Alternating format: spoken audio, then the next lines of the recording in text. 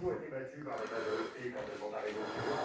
On dit comme c'est une épreuve que nous vivons, mon cher Guillaume Tabar, et bien en général, ces épreuves qui ça a été attentat pour François Hollande, des guerres pour François Mitterrand, guerre à l'extérieur, sont toujours été quand même, comment peut-on dire, des épreuves qui ont noué ou dénoué justement la relation entre le chef de l'État et la population. Est-ce que vous avez l'impression, alors il est très difficile d'apporter une appréciation quand on n'arrivera pas au bout de cette épreuve, mais il est quand même important d'essayer de jauger la manière dont le président de la République se comporte et de la manière dont il est perçu par les Français. Car dans un quinquennat et dans un système tel que nous le connaissons, finalement la vie politique, c'est le président et les Français.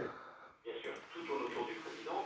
Vous l'avez rappelé, vous avez raison que lors de grandes épreuves, guerre, terrorisme, il y a un complexe, c'est-à-dire spontané et naturel, d'unité, d'union nationale qui se forme et dont le président est l'incarnation. Ça a toujours été le cas, en rapport même que ce mouvement d'unité nationale est toujours assez éphémère. Et ce que ça s'est passé, c'est vrai qu'on est dans une crise qui est hors norme. C'est-à-dire que vous citiez tout à l'heure les chiffres éventuels de victimes. On voit bien que cette crise aujourd'hui dépasse tout ce qu'on a pu connaître comme traumatisme national. On ne sait pas ce que ça peut donner. On voit que là, la tentation polémique n'est pas totalement absente et que tout le monde a un peu intérêt à se ressaisir. En tout cas, ce qui est bien privé, c'est notamment pour lutter contre ce virus, c'est l'unité de la nation en tant que telle, savoir qui en profite évidemment aujourd'hui après le secondaire.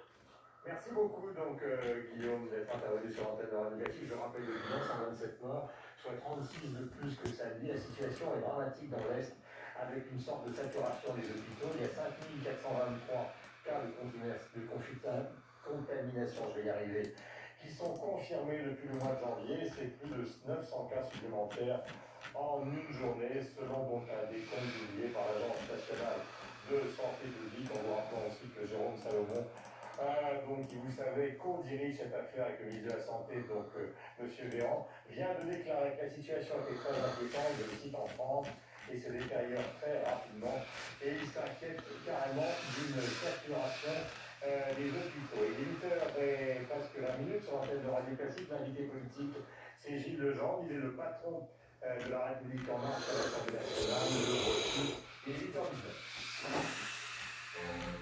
La matinale de Radio Classique avec Guillaume Durand. Gilles Legendre, bonjour, merci d'être en direct avec nous sur l'antenne de Radio Classique. Franchement, avec le recul, est-ce que ce premier tour était nécessaire? Alors moi c'est Samia et aujourd'hui je vais vous présenter ma classe de CPC. Moi c'est la classe de CPC, donc je partage avec Manuel autour de la classe de CPC. Qui permet de lire des CE1 face au tableau, les bureaux de la formation fondateur. Donc chaque groupe a son tableau, les tables de CP, les tables de CE1 et au milieu un tableau. Correctement, comme l'a indiqué à l'instant Guillaume Tabar. Et Gilles Legendre, vous savez, la plupart des médecins, enfin de très nombreux médecins, moi je ne connais pas les membres de votre conseil, étaient totalement contre ce premier tour, et de toute façon, il apparaît de plus en plus complexe que le second soit organisé. Est-ce que c'est le sentiment que vous avez ce matin? Alors, pour le second tour, je pense qu'il faut respecter trois choses, et je suis convaincu que le Premier ministre est dans cet état d'esprit. Premièrement, prendre une décision rapide, quelle qu'elle soit, elle doit être rapide, c'est-à-dire que je pense que l'opinion ne comprendrait pas qu'on diffère cette décision. Deuxièmement, j'insiste là-dessus, cette décision doit être fondée sur des critères médicaux, sanitaires, politiques.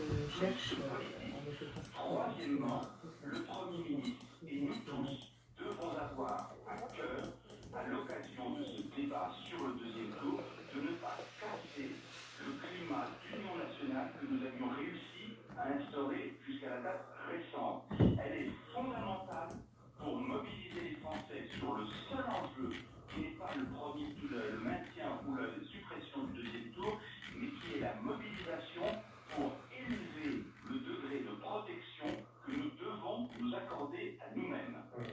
Et ce qui est très compliqué, Gilles Legendre, c'est que nous naviguons dans les conversation que nous avons ce matin entre les considérations médicales, vous venez entendre les propos de Jérôme Salomon qui parle de saturation probable des hôpitaux et en même temps les Verts qui sont les vainqueurs d'une certaine manière de ce premier tour qui disent mais c'est pas nous qui avons été consultés, c'est la droite qui a été consultée pour le maintien de ce premier tour, donc il n'y a jamais eu, disent-ils, au fond de consultation de l'ensemble de la classe politique.